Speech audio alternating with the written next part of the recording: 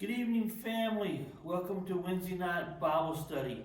We're going to be talking about the shepherd tonight as we continue doing our study on Psalm chapter 23. So I thought we'd sing a song about following Jesus. It's called Footprints of Jesus. Let's sing along together. Not footprints. Footsteps of Jesus. Let's sing this together. Footsteps of Jesus.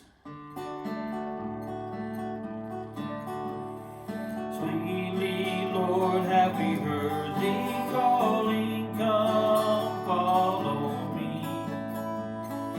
And we see where thy footprints falling lead us to thee. Footprints of Jesus that make the pathway glow. We will follow the steps of Jesus wherever they go. Though they lead o'er the cold dark mountain, seeking his sheep, or along by Siloam's fountain, helping the weak. Footprints of Jesus that make the pathway glow. We will follow the steps of Jesus wherever they go. Then at last when on high he sees us, our journey done, we will meet where the steps of Jesus end at his throne. Footprints of Jesus that make the pathway glow. We will follow the steps of Jesus where they go. Let's sing that chorus one more time. Footprints of Jesus that make the pathway glow. We will follow the steps of Jesus where they go. All right, amen. Pray with me this evening. Father, as we come to you tonight studying the Psalm chapter 23, we will be talking about how he leads us. Father, just open up the word to us, not only to our ears, but to our hearts. Father, show us again how much you love us. In your name I pray. Amen. Amen. Well, let me get this off. Grab a copy of your Bible. Turn to Psalm chapter 23.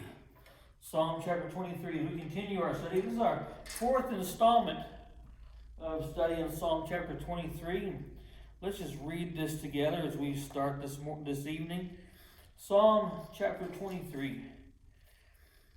The Lord is my shepherd, I shall not want. He maketh me to lie down in green pastures. He leadeth me beside the still waters. He restoreth my soul. He leads me in the paths of righteousness for his name's sake. Yea, though I walk through the valley of the shadow of death, I will fear no evil, for thou art with me. Thy rod and thy staff, they comfort me. Thou preparest a table before me in the presence of mine enemies. Thou anointest my head with oil, my cup runneth over. Surely goodness and mercy shall follow me all the days of my life, and I will dwell in the house of the Lord forever. This is a psalm that King David wrote, and we don't know exactly when in his life he wrote this, but he wrote it from the perspective of a sheep. As we know that David spent some time as a shepherd, especially as a boy, as a child. He was a shepherd for his father's flock. And so, in thinking of this and thinking of how his sheep would need a good shepherd, David wrote this in perspective from the sheep, knowing that they need a good shepherd, and that as we are his sheep, that we need a good shepherd. So he wrote this psalm to show us how good a shepherd that we have, that how good God is to us. And we've been reading this, and we are now in the second verse. We have learned the Lord is my shepherd, I shall not want. Last week we talked about how he makes us to lie down in green pastures. And this evening we want to talk about how he leads us beside the still waters. He leads us beside the still waters. We learned last week that when sheep are restless, when they don't feel safe, they won't rest. When they feel like they're hindered or they're in danger, they will not rest, and they need the presence of their shepherd to make them feel at rest, to make them at peace. We also learned last week that if the sheep are hungry, that they won't rest until they are filled. They will continue to seek, and they will continue to wander until they find food. Well, that's the same way with water. When sheep are thirsty, they will continue to look for water. They will continue to try to be, they will continue to try to get their thirst quenched before they rest. They will not rest if they are thirsty. And the thing about sheep is that it doesn't matter what the water source is. It doesn't matter where they find the water. It doesn't matter if it's dirty. It doesn't matter if it's polluted. It doesn't matter if it's stale or stagnant. If sheep find the water, they will drink from that. It doesn't matter what the source is. They will drink from that water. So David said last week that he makes us lie down in green pastures, which means that he provides for us. This week we're talking about how the Good Shepherd leads us to still waters, which is a picture of protection for us. He provides for us and he protects us. So tonight we're going to be talking about how he leads us to still waters as a method of protection for us. Now, when David was watering his sheep, there were 3 water sources, 3 ways he could get water to feed his sheep. One way was through wells, water wells. Now, water wells could be either dug or they could be natural. The natural ones, they would most commonly, the natural ones would form in caves or caverns, where the rainwater would go into the cave, it would flow downhill, and then it would form a pool at the bottom of the cave. This was an ideal way to get water, because the cave would keep the water cool, and the water would pool, and the shepherd could take the sheep down into the cavern, into the cave, to get a drink. Now the problem with that was that the sheep being skittish, the sheep being a little bit afraid, the sheep would not go into the cave by themselves. Even if the shepherd would stand behind them and try to lead them into the cave, the sheep would not go into the cave unless the shepherd went first. When the shepherd went first, he could lead the sheep into the cave, into the cavern, and then he could lead them down to the pool to get a drink of water. Now, the disadvantage of doing that was the space.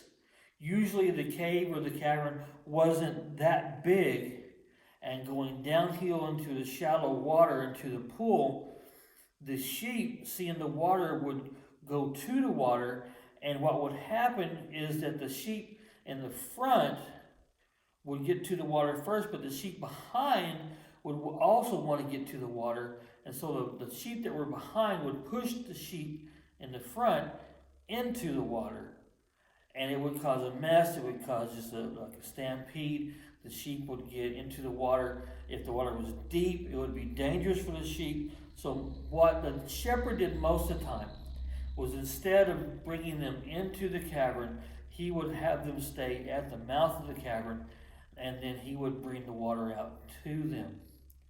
That was one way to get water from a natural cavern or a natural cave. Another way to get water from a well was to dig a well.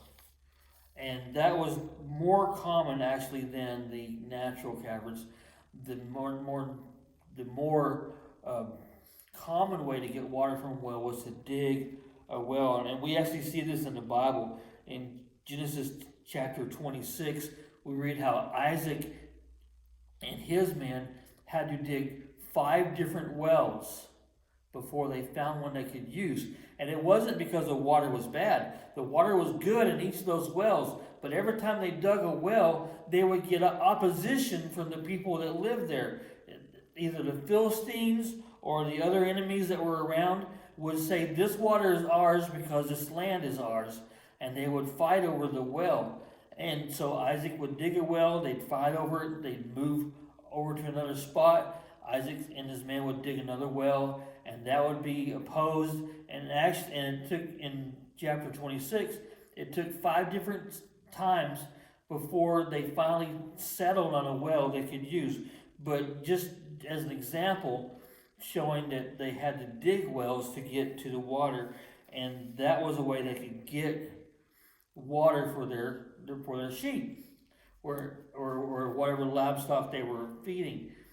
But in this case, they would have to drop something down into the well, a bucket or some other source, to bring the water up and out, and then water the sheep that way.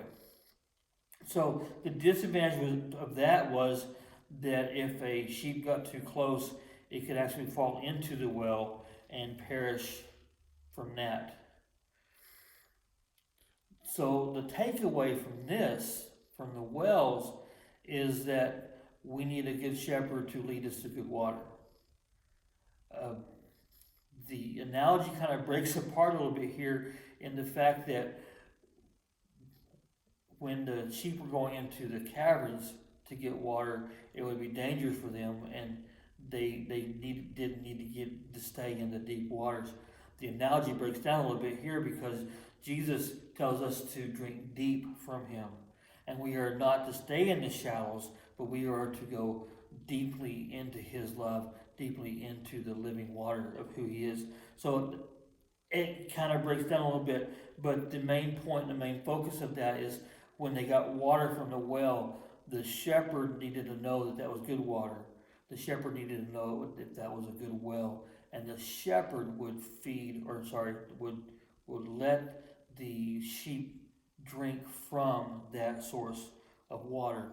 Now there's another source of water that was available to David and the other shepherds at that time, and that was streams and rivers. Another source was streams and rivers. Now, when I was doing research on this, he leads us to still waters, I've heard stories all my life about how sheep would be led to still waters, and reasons why they wouldn't drink from other sources. And I tried to get in my research sources that would back up and confirm this. And I had a very difficult time finding that. One of the stories I'd heard growing up is that sheep won't drink from water if they can't see the bottom. And I found no source for that. And as a matter of fact, sheep will drink from anything, from a puddle to a deep river. They will just go and drink from it. So it doesn't matter if they can see the bottom or not. Another story I grew up with was that sheep won't drink from moving water. That's why it had to be still water. That sheep, if they see moving water, they'll panic and they'll run away and they won't drink from it. I saw several videos and instances in my research that it doesn't matter if the water is still or running or even rapids. Sheep will drink from that. So why then does David say that he leads us to still, quiet waters? If it's not the fact that sheep won't drink from anything else when they will, why does David say he leads us to quiet, still waters? Once again, it's to protect the sheep. It's for protection. You see, the waters, the streams and the rivers were fed from the mountains. And when there was runoff from flash floods or the snow runoff, the waters could swell from all that water coming down.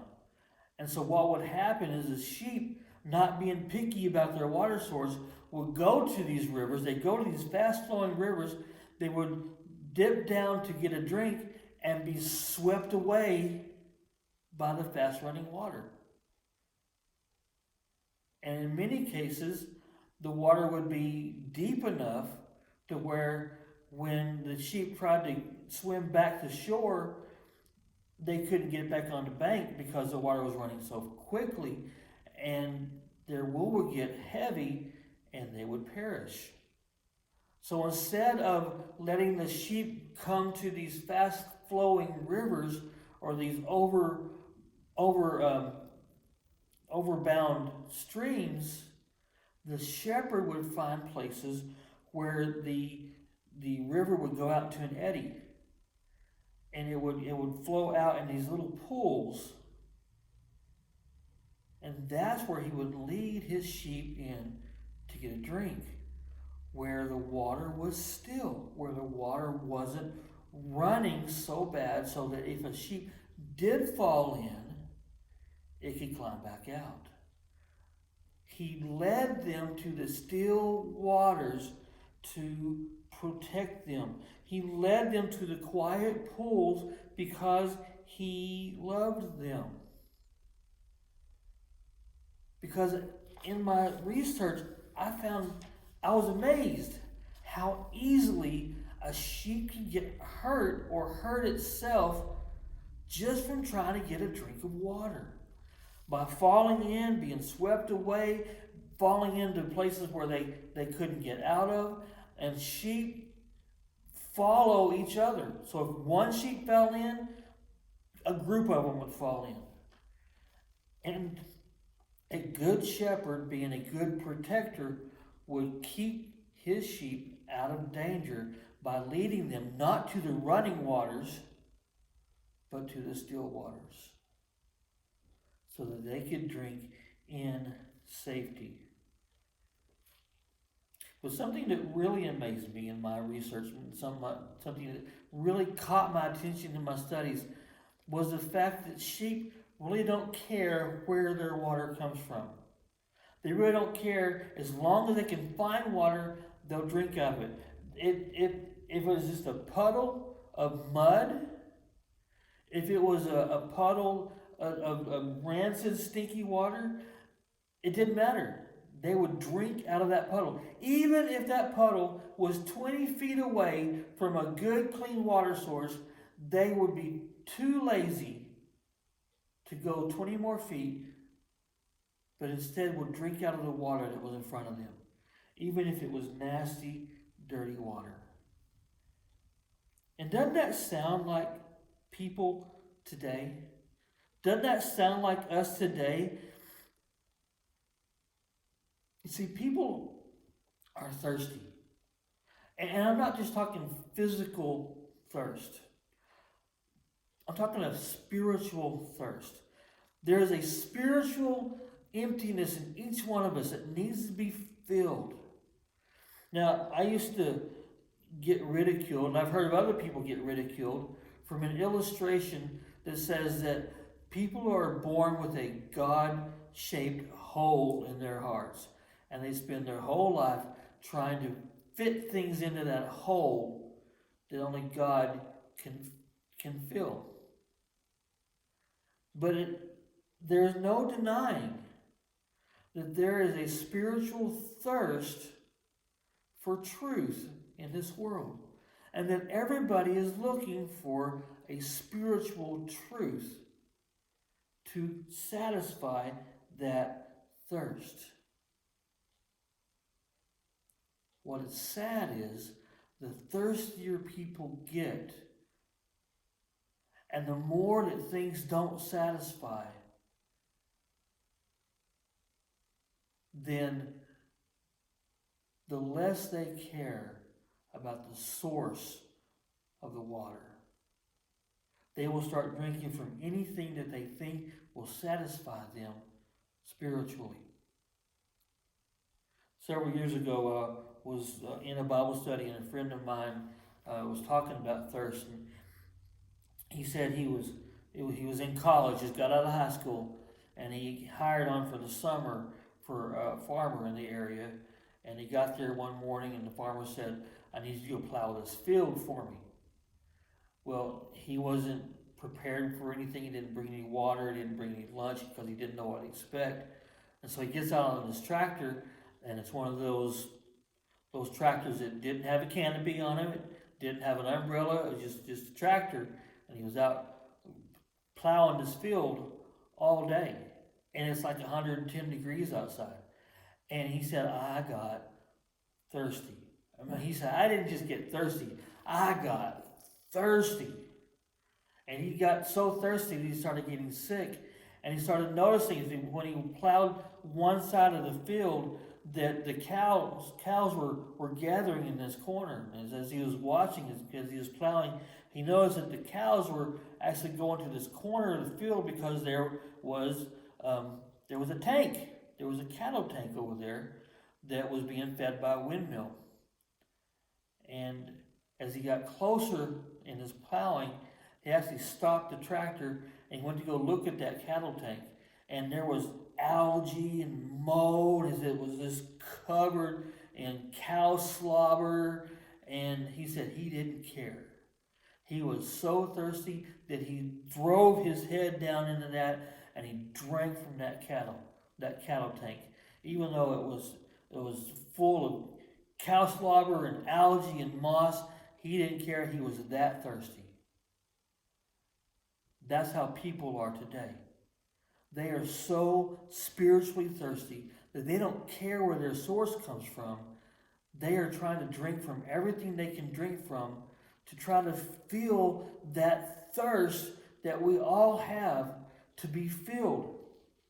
And there's only one solution. There's only one thing that can satisfy our thirst spiritually, and that is the living water of Jesus Christ. He, as a good shepherd, brings us to the still, clean, quiet waters. But people today are so thirsty, they don't reach for those waters. Instead, they start drinking from the muddy, stinking puddles that are right in front of them. And the thirstier they get, the less they care about where the source of that water comes from. But it's not just the people outside the church that tend to do this. Even Christians can get caught up in this.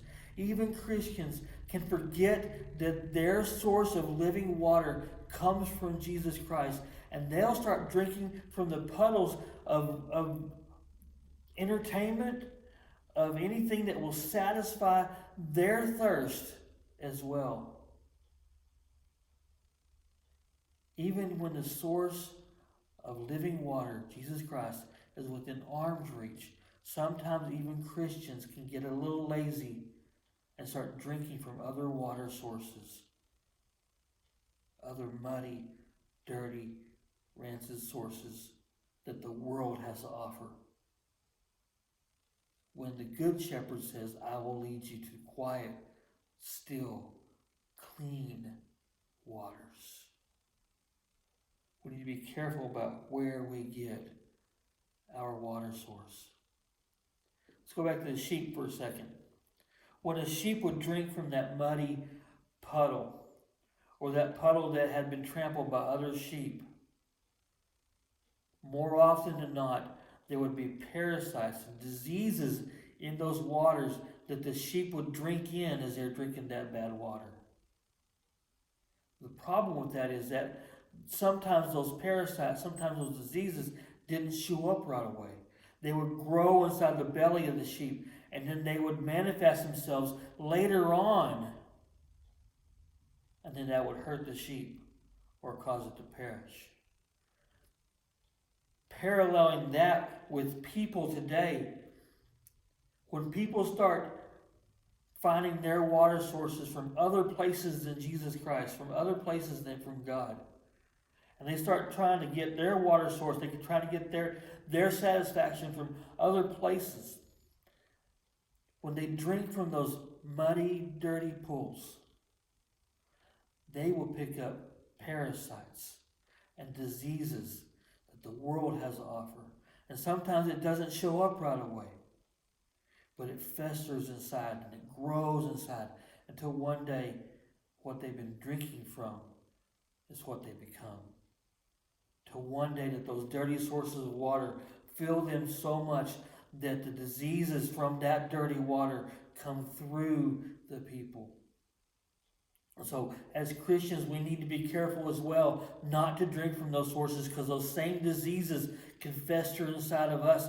Those same things, those parasites, can latch onto us, and we need not be drinking from the dirty sources of water that the world has to offer, but the still waters that the Good Shepherd wants to lead us to. The first source of water that a shepherd had for his sheep was a well, either dug or natural. The second source of water that a shepherd had for his sheep was rivers and streams. But there was a third source of water that the shepherd had for his sheep. And I think this is a beautiful picture. For if the conditions were right, in the early morning, dew would form on the grass. And the sheep would get up early in the morning. Somehow they would instinctively know that there was dew on the grass. And they would rise just before the sun got up in the morning. They would get up, and as they were eating that grass, they would be drinking the dew that was on that grass. In my research, I read that if conditions are right for sheep to get up and there be dew on the grass, that they would get enough water from the morning dew that they would not actually need a drink of water for months, that they could sustain themselves on the morning dew when they ate the grass in the mornings. Let me give you some characteristics of morning dew and see if you can parallel that with me to a spiritual sense. Here's some characteristics of morning dew. Morning dew is formed out of the sky. It doesn't come from the ground. It comes from the air around it. Morning dew is the purest water you can find. It's the purest water. Morning dew is found in the morning before the day begins. And lastly, morning dew doesn't last but for a little while. It only is there for one day. Jesus said in John 7:37, "If any man thirst, let him come to me and drink." The word drink right there literally means to believe, to accept, to take in, and to absorb. When we drink from Jesus, it's like we are absorbing him into our bodies. And the sheep, when they eat that grass as a morning dew, they absorb the moisture from the morning dew into their bodies. Now let's parallel that a little bit with our hearts. If we drink from the morning dew of Jesus Christ, of his living water, it comes from above. It doesn't come from the world. But that water comes from above. And it's the purest water you can drink from. His living water beats anything on the earth. beats any source you can think of for fulfillment, for entertainment, for satisfaction. His living water is better than anything. It's the purest water you can drink from. The best time to drink from his living water is in the early morning before the day begins. For if you drink from his living water when the day begins, if you do that first, that water will satisfy you to where you don't even need another drink from any other source. But like dew on the grass, it's only there for a little while. And when we drink from the living water from Jesus in the mornings, it's enough to keep us for a day. But we need it again tomorrow. We need to get that dew tomorrow, another drink from Jesus, the living waters. What a beautiful picture of getting that still, clean water from the morning dew. He leads me beside the still waters is a picture of protection, that the shepherd wanted his sheep to have the best, cleanest, safest water to drink from. When he knew that his sheep's natural inclination is to drink from any source of water, the shepherd's love for his sheep did his best to keep them from hurting themselves by leading them to clean, fresh, still water and away from dangerous situations. Our Lord Jesus is the same way. He wants us to drink from his clean water and stay away from dangerous situations. Let's pray together. Father, I ask you as we come together and open up your word tonight, that your love comes through, that your words come through, and that we can learn of you, and that we can drink from you. Thank you so much for taking care of us. Thank you for your love. In your name I pray. Amen and amen. I love y'all. I'll see you soon.